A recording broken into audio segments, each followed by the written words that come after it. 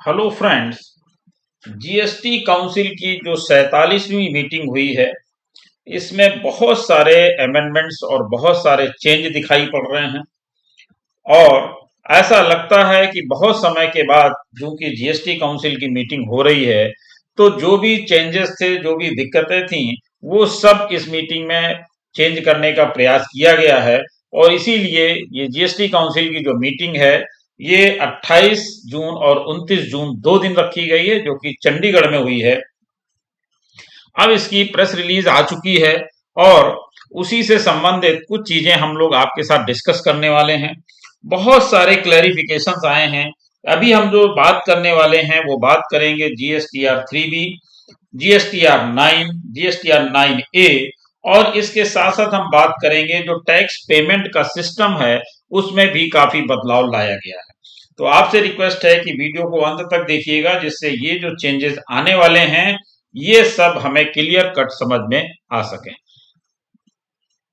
सबसे पहले हम देखते हैं clarification on mandatory furnishing of correct and proper information of interstate supplies and amount of ineligible/blocked input tax credit and reversal thereof in return in form GSTR 3B। ये एक दिक्कत आती रही है कि जब जीएसटीआर 3B फाइल किया जाता है तो उसमें करेक्ट और प्रॉपर इंफॉर्मेशन अभी तक उनके पास नहीं पहुंच पा रही है। और खास तौर से ये दिक्कत उनमें आ रही है जो इंटर स्टेट सप्लाईज है। इंट्रा स्टेट सप्लाई में दिक्कत नहीं है, इंटर स्टेट सप्लाई में दिक्कत आ रही है। और इसके साथ साथ इनएलिजिबल और ब्लॉक्ड इनपुट टैक्स क्रेडिट की भी दिक्कत है। इसके साथ साथ रिवर्सल की जो इसकी बात आती है, ये सब चीजें प्रॉपर तरीके से उनके पास नहीं पहुंच पा रही हैं। इसलिए उसके संबंध में एक क्लैरिफिकेशन जारी किया जाएगा, जिसमें आपको बताया जाएगा कि जीएसटीआर 3B में किन किन चीजों को आपको ध्यान में रखना है।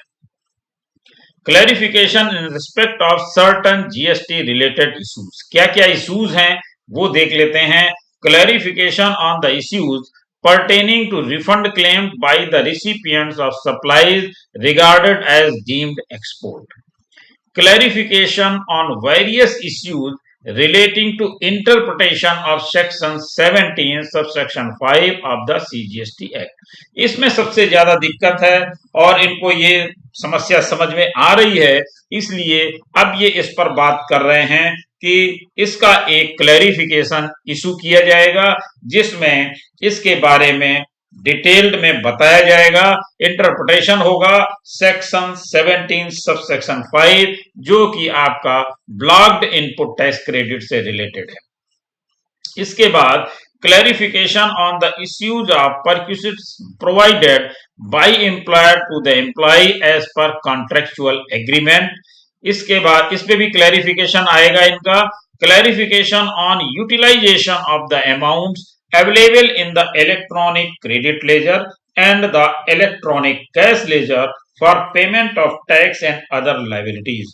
अब एक बात ये भी आती है कि जो हमारा कैश लेजर है, क्रेडिट लेजर है, और उसके यूटिलाइजेशन से संबंधित है कि हमने उसको अवेल किया है या यूटिलाइज किया है।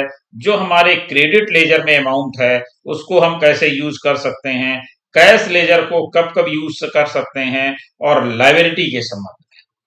तो इसके लिए भी एक क्लैरिफिकेशन जारी होगा, जिसमें ये आपका इससे संबंधित अमाउंट का utilization, credit ledger, cash ledger और लायबिलिटी लेजर के संबंध में आपको इस क्लैरिफिकेशन में बताया जाएगा। इसके बाद एक बहुत अच्छी खबर, वो खबर ये है जीएसटीआर 9 और जीएसटीआर 9A से संबंधित। exemption from filing annual return in form GSTR 9/9A for the financial year 2021-22 to be provided to taxpayers having auto यानी aggregate annual turnover up to ₹2 crores, यानी 2 करोड़ तक का जिनका टोटल टर्नओवर है, उनको annual return GSTR 9/9A file करने से exemption दी गई है, यानी पहले भी आपको एग्जम्पशन मिलती रही है, 1 साल के लिए यह एग्जम्पशन और बढ़ा दी गई है। यानी जिनका टोटल टर्नओवर 2 करोड़ रुपए तक है, उनको जीएसटीआर 9 और 9A फाइल करना ऑप्शनल है, वो चाहें तो फाइल करें या ना करें। इसके बाद बात आती है explanation one after rule 43 of CGST rules to be amended to provide that there is no requirement of reversal of input tax credit for exempted supply of duty credit scripts by the exporters। तो exporters को एक ये सुविधा दी गई है जिसका explanation 1 में इन्होंने बताया है। अब इसके बाद इन्होंने एक चेंज और भी किया है, वो किया है जो हम टैक्स पे करते हैं उसमें एक सुविधा टैक्स पेमेंट से संबंधित दी गई है। क्या दिया है इन्होंने? UPI and IMPS to be provided as an additional mode for payment of goods and services tax to taxpayers under rule 87 sub rule 3 of the CGST rules. यानी वहां पर जो अभी तक आपको ई पेमेंट की सुविधा और एनईएफटी की सुविधा दी गई थी, उसमें एक प्रॉब्लम लोगों को आती थी कि जिनके पास इंटरनेट बैंकिंग का पासवर्ड नहीं है वो इसकी सुविधा का लाभ नहीं ले पाते थे, यानी टैक्स जमा नहीं कर पाते थे। तो इसलिए गवर्नमेंट ने इस समस्या को दूर करने के लिए इसमें 2 चीजें और इनबिल्ड की जा रही हैं, एक है यूपीआई और दूसरा है आईएमपीएस। यानी अब टैक्स पे करने के लिए आपको 2 मोड और मिलेंगे, एक यूपीआई का और एक आईएमपीएस का। तो इसके माध्यम से भी आप अपना टैक्स जमा कर पाएंगे।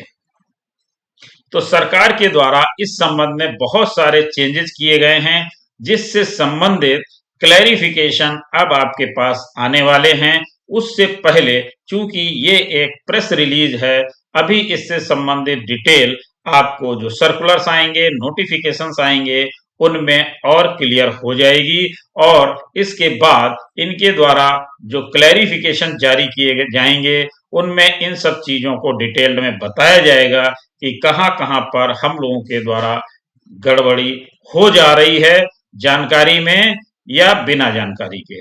तो इन चीजों को ये क्लियर करके और भी बताएंगे, यानी निकट भविष्य में बहुत सारे क्लेरिफिकेशन, बहुत सारे नोटिफिकेशन और सर्कुलर्स आने वाले हैं। जैसे जैसे हम लोगों के पास इंफॉर्मेशन आती जाएगी, आप लोगों के साथ हम लोग शेयर करते जाएंगे।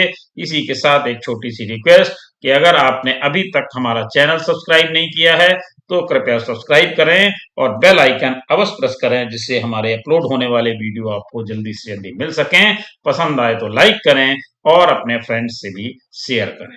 Thank you.